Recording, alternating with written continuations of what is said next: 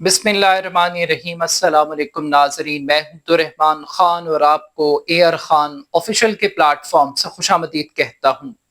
नाज़रीन, अमरीकी सदर डोनाल्ड ट्रंप की जानिब से 6 मुसलमान ममालिक के रहनुमाओं के सामने गजा के हवाले से क्या तजवीज़ पेश की गई हैं? क्या अरब ममालिक अपनी फौजें गजा भेजने के लिए तैयार हैं? क्या तमाम मुसलमान ममालिक गजा में तामीर नौ के लिए रकम खर्च करने के लिए तैयार हैं? क्या ट्रंप की तजावीज़ प्रैक्टिकली पॉसिबल है कि उन पर अमल दरामद किया जा सके? क्या इसराइल गजा से इनखला चाहता है? और क्या हमास फलस्तीनी अथॉरिटी के सामने हथियार डाल सकती है? अक़वाम मुत्तहिदा के इजलास के दौरान आलमी रहनुमाओं के माइक क्यों बंद किए गए? आज के इस वीलॉग में इन चंद बुनियादी नुकात पर हम बात करेंगे। मीडिया रिपोर्ट्स के मुताबिक आज अमरीकी सदर डोनाल्ड ट्रंप से 6 मुस्लिम ममालिक के रहनुमा मुलाकात कर रहे हैं। इस मुलाकात के हवाले से जो मालूमात अमरीकी दफ्तर खारजा की जानिब से जारी की गई हैं, उसके मुताबिक अमरीकी सदर गजा में जंग खत्म होने के बाद तामीर नौ के हवाले से, गजा की इंतजामी अमूर के हवाले से कुछ तजवीज़ पेश करना चाहते हैं और इन तजवीज़ के हवाले से कुछ ज़्यादा डिटेल नहीं बताई गई। और ये भी एक मफरूजाती बात है, मतलब प्रैक्टिकली हो सकता है कि गजा से हटकर और बहुत सारे मौज़ूआत के ऊपर गुफ्तगू हो जिसकी तवक्को इंटरनेशनल मीडिया कर रहा है। मगर इस मीटिंग के हवाले से जो दूसरी खास बात है, इस मीटिंग की मेजबानी अमेरिका और कतर ये दोनों मिलकर कर रहे हैं। यानी कि पहले ये तासुर था कि शायद अमेरिका इस मुलाकात का मेजबान है, ये मुलाकात अमरीकी सदर की ख्वाहिश पर हो रही है और अमरीकी सदर ने खुद इंतखाब किया है उन 6 मुसलमान ममालिक का जिनके सरबराहान इस मुलाकात का हिस्सा होंगे। मगर अब इसमें कतर का भी नाम आ रहा है। अब ये 6 मुसलमान ममालिक कौन से हैं? सबसे पहले इनको समझ लेते हैं। पाकिस्तान, सऊदी अरब, कतर, मुत्तहिदा अरब अमारात, मिस्र, उर्दन, तुर्की, इंडोनेशिया, ये वो 6 बड़े अहम तरीन मुसलमान ममालिक हैं जिनके सरबराहान इस मुलाकात का हिस्सा होंगे। ये मुलाकात, इसकी टाइमिंग, अक़वाम मुत्तहिदा का एक तरफ इजलास चल रहा है, तमाम दुनिया के रहनुमा इस वक्त अमेरिका के अंदर मौजूद हैं इस इजलास का हिस्सा बनने के लिए।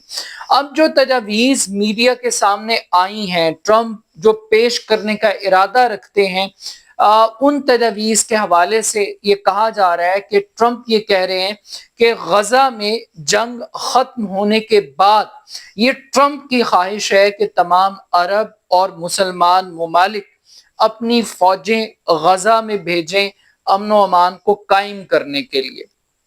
अब यहाँ पर सवाल पैदा होता है कि अक़वाम मुत्तहिदा के होते हुए ट्रंप क्यों चाहते हैं कि मुसलमान ममालिक की फौजें जाएं?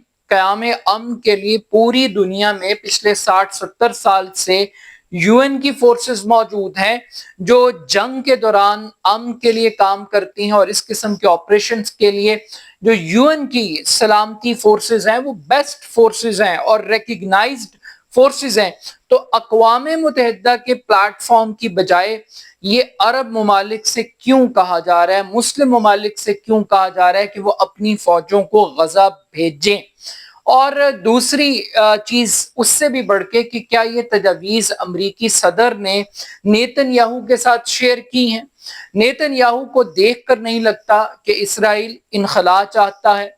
अमरीकी सदर के पहले मंसूबे को देखकर कि हम गजा को रियल स्टेट में कन्वर्ट करें, वहां पे बिजनेस एक्टिविटी, टूरिज्म इंडस्ट्री को जनरेट करें, नहीं लगता कि वो गजा को खाली करना चाहते हैं। वो तो गजा की जमीन को गस्ब करना चाहते हैं, कब्जा करना चाहते हैं। फौजें भेजने का सवाल तो तब पैदा होता है जब आपको एक सिंसेरिटी का एक एलिमेंट वहां पर नजर आए कि अब جنگ کو ختم کرنے کا وقت آ گیا، یہاں تو غزہ کے لوگوں کو ختم کرنے کی بات کی جا رہی ہے۔ تو اسرائیلی فوجوں کا ٹیمپرامنٹ دیکھ کر نہیں لگ رہا کہ کسی بھی قسم کی جنگ ختم ہونے جا رہی ہے۔ مگر اگر جنگ ختم نہیں ہونے جا رہی تو پھر اس چال کے پیچھے اصل مقاصد کیا ہیں؟ کچھ لوگ یہ کہتے ہیں کہ ٹرمپ چاہتے ہیں کہ گھیر گھار کے تمام عرب اور مسلم ممالک کی فوجوں کو پھینٹا لگایا جائے، انہیں غزہ کی سچویشن کے اندر لاک کیا جائے، اور پھر ان فوجوں کے اوپر بھی اٹیک کیا جائے، اور ایک عالمی جنگ اسلام اور کفر کے درمیان یا یہودیوں اور مسلمانوں کے درمیان ایک عالمی جنگ کو پلان کیا جائے۔ اور یہ ٹریپ کر کے کسی طریقے سے چاہتے ہیں کہ تمام ممالک اپنی فوجوں کو لے آئیں، اور پھر وہ بجائے اس کے کہ وہ امن قائم کریں، وہ وہاں پر پھر اپنی جارحیت کو جاری رکھیں، اور یہ جنگ مسلط کر دی جائے مسلم ممالک پہ، عرب ممالک کے اوپر، کہ وہ اسرائیل کو جواب دیں۔ پہلے حملے غزہ کے لوگوں پر ہو، لیکن جب فوج جائے گی اور فوج کے جانے کے بعد بھی اسرائیل کی جارحیت ختم نہیں ہوگی، تو پھر یہ عرب اور مسلم ممالک کے اوپر ایک پریشر ہوگا کہ وہ اپنی سلامتی کی خاطر، اپنے دفاع کی خاطر وہ اسرائیل کو جواب دیں، اور یوں ایک بڑی جنگ کا آغاز ہو جائے گا۔ وہی جنگ جس کو کبھی ایران لے جانے کی کوشش کی گئی، کبھی شام، کبھی لیبیا، کبھی قطر، اور کبھی یمن میں۔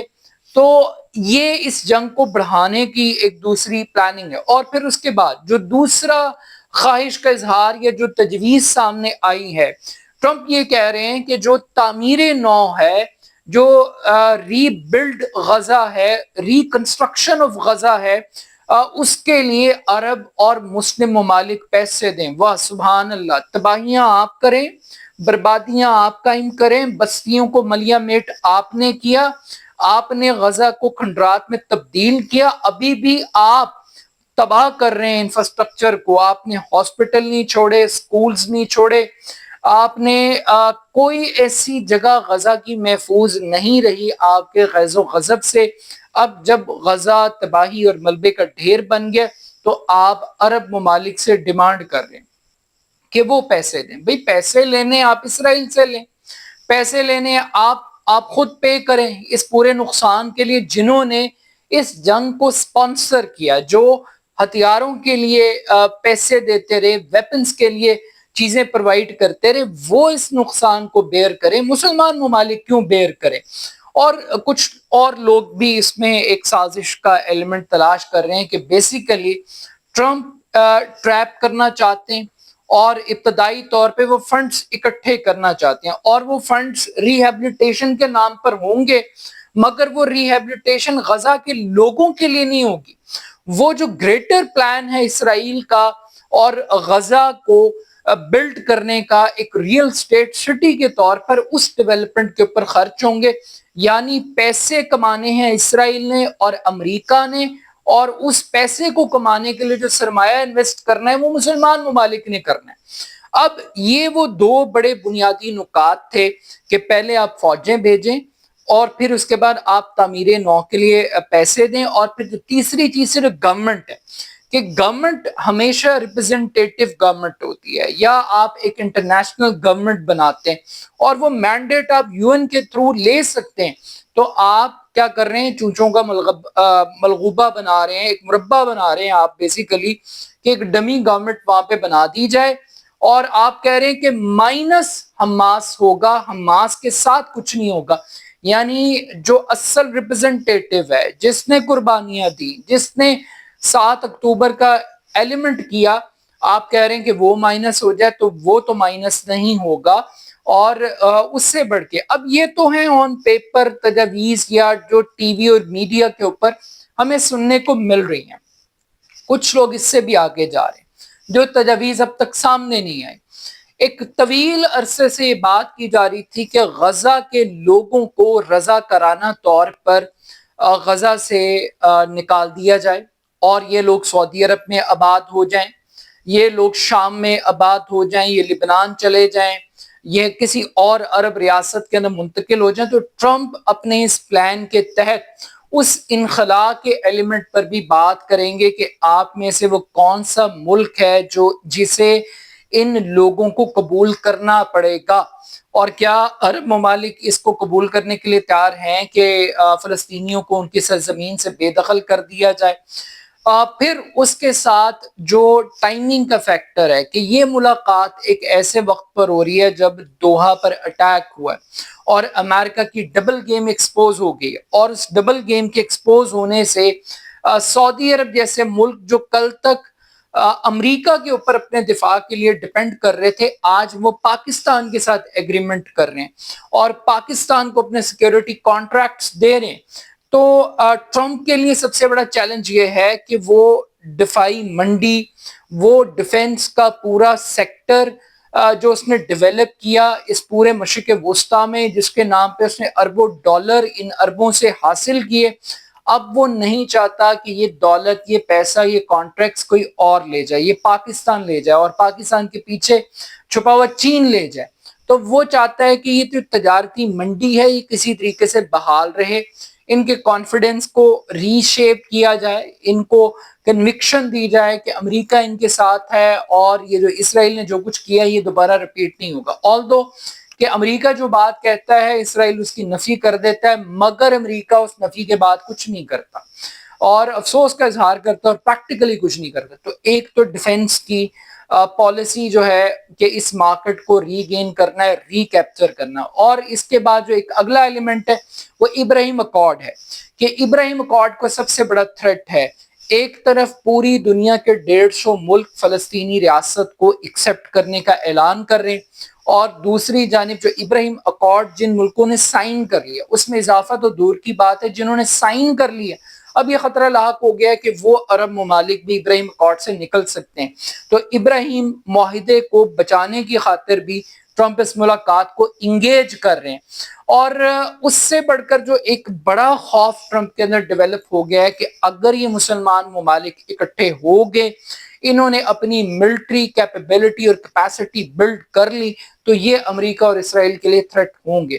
اب اس کے ساتھ ساتھ جو اگلا فیکٹر آتا ہے وہ فیکٹر یہ آتا ہے کہ اقوام متحدہ کا اجلاس تھا، اس اجلاس کے دوران عالمی رہنماؤں کے مائک بند ہونا شروع ہو گئے۔ جو فلسطین کے حق میں بات کر رہے تھے، یعنی ترکی کے صدر تھے، کینیڈا کے پریزیڈنٹ تھے، انڈونیشیا کے پرائم منسٹر تھے، ان کی تقریروں کے دوران مائک بند ہو گئے۔ اب یہ ٹیکنیکل فالٹ تھا، یہ سوچی سمجھی سازش کے تحت اس ایونٹ کو خراب کرنے کی کوشش کی جا رہی ہے، کیا اب تقریروں سے بھی خوف زدہ ہیں؟ یہ ایک بڑا کوشچن مارک ہے۔ پھر اس کے بعد محمود عباس صاحب نے تو سرپرائز کر دیا، یعنی عربوں میں امریکہ نواز سوچ کا ہونا یہ ممکن نہیں ہے کہ ایسے لوگ نہ ہوں۔ محمود عباس صاحب جنہوں نے ایک پتہ نہیں توڑا اس پوری جنگ کے دوران، وہ حماس سے ڈیمانڈ کر رہے ہیں کہ آپ ہمارے سامنے اسلحہ ڈال دیں، آپ سرنڈر کر دیں، آپ کا کوئی تعلق نہیں، آپ حکومت ہمارے حوالے کر دیں۔ اور جنہوں نے کچھ نہیں کیا غزہ کے لوگوں کے لیے وہ چیمپئن بن رہے ہیں، اور ان کو ان کے ویزے منسوخ کر کے یہ پیغام دیا جا رہا ہے کہ اصل فلسطین محمود عباس ہے، حماس نہیں ہے۔ یہ فیصلہ غزہ کے لوگوں نے کرنا ہے، فلسطین کی عوام نے کرنا ہے کہ ان کا ریپرزنٹیٹو حماس ہے، ان کا ریپرزنٹیٹو محمود عباس ہے۔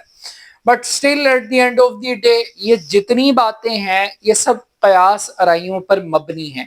پریکٹیکلی جب یہ ملاقات ہوگی، اس ملاقات کے بعد جو کانٹینٹ سامنے آئے گا وہ اس کی اوتھینٹسٹی کے بعد پھر اس کے اوپر بات چیت کی جائے گی، مگر فی الحال جو باتیں یا جسٹس دیے گئے وہ میں نے آپ کے سامنے رکھ دی ہیں، اور دو ہی باتیں کہ ایک عرب ممالک اپنی فوجیں غزہ میں بھیجیں اور دوسرا تعمیر نو کے لیے پیسے دیں۔